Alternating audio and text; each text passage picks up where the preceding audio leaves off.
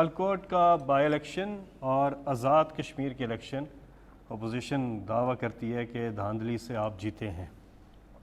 دیکھیں،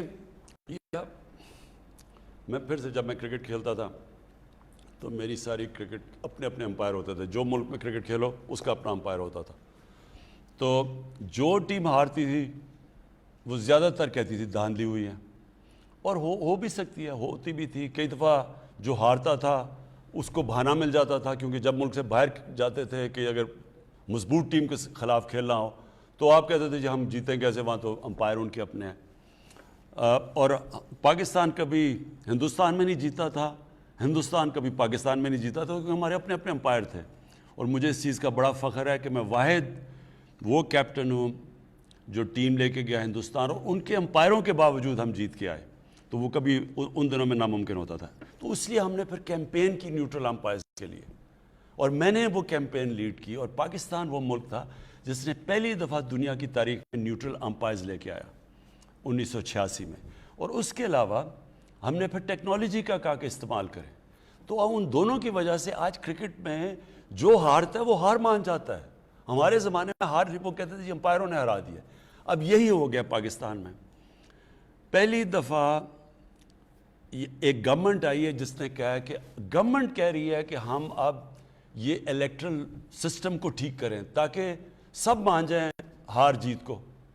یہ پہلی گورنمنٹ ہے ہماری، نہیں تو جو گورنمنٹ میں آتا ہے وہ کبھی چینج نہیں کرتا۔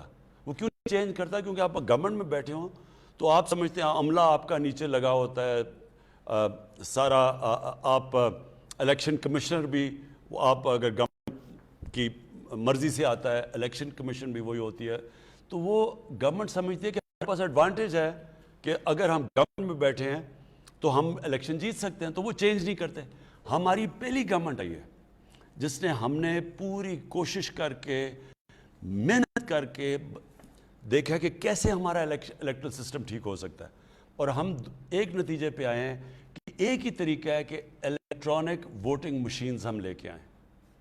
اس سے ہوگا جتنے بھی ہمارے مسئلے سب ختم ہو جاتے ہیں۔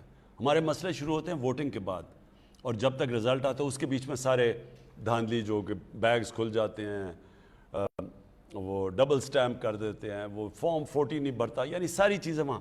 اگر الیکٹرانک ووٹنگ مشینز آ جائیں تو جیسے الیکشن ختم ہوتا ہے رزلٹ آ جاتا ہے۔ تو اب اتنی محنت سے ہم نے کام کیا ہے، 1 سال سے ہم لگے ہوئے ہیں اپوزیشن کو کہنا کہ یہ ہمارا سسٹم ہے، ہمارے ساتھ مل کے ریفارمز کرو۔ 1 سال سے وہ ہمیں ٹائم ہی نہیں دے رہے۔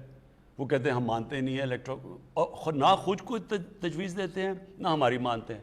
اب آزاد کشمیر کا الیکشن، ان کے امپائرز، ان کی سٹنگ گورنمنٹ، یہاں تو کیئر ٹیکر گورنمنٹ کرتی ہے، سٹنگ گورنمنٹ نون لیگ کی نے الیکشن کروایا، سارا عملہ ان کا، پولیس انہوں نے وہاں لگائی ہوئی ساری جگہ، الیکشن کمیشن ان کی مرضی کی۔ پھر ہاں، جو سینئر ممبر الیکشن کمیشن کا تھا وہ نون کے وزیر اعظم کا ہم زلف تھا۔ تو پھر دھاندلی کیسے ہو گئی؟ دھاندلی تو جب تک الیکشن کمیشن آپ کے ساتھ نہیں ملتی دھاندلی نہیں ہو سکتی۔ تو اور وہ پھر سیالکوٹ کا الیکشن ہو گیا، اب وہ بھی ہار گئے ہیں، اور وہ ان کا گڑھ تھا۔ ہاں، یہ فواد چودھری ریمائنڈ کر رہے ہیں کہ دھاندلی کے الزامات آزاد کشمیر میں کدھر سے لگائے گئے؟ وزیر اعظم نے بیٹھ کے وزیر اعظم ہاؤس سے لگائے ہیں۔